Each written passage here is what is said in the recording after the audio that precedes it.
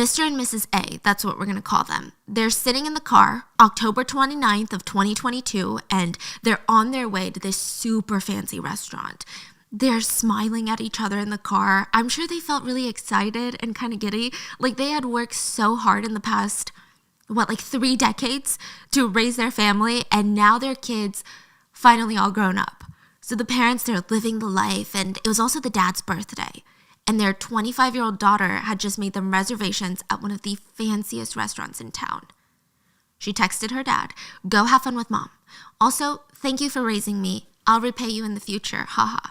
She wouldn't be joining them as she was gonna go with some friends to celebrate Halloween in Itaewon.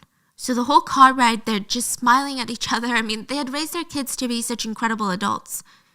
In another part of Seoul, a dad watched his daughter get ready for Halloween festivities. She was dressed up as Princess Jasmine from Aladdin. This is her.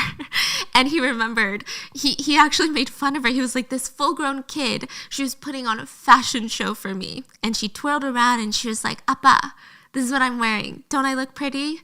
I'm sure he was a bit worried that his daughter was going out, but that's very normal. I mean, no parent ever really stops worrying.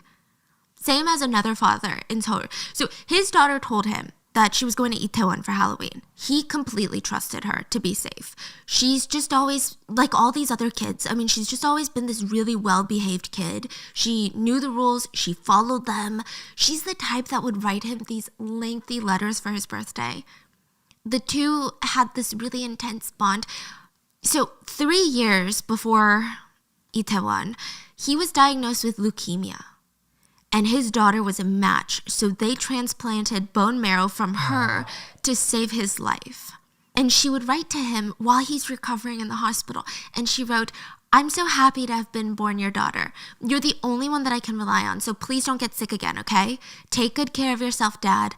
I need you to stay with me for another 70 years. You have to cook me seaweed soup, even when I'm 96 years old. You know I don't like any other people's seaweed soup. I love you, Dad. You're the best." By the end of the night, she would be dead.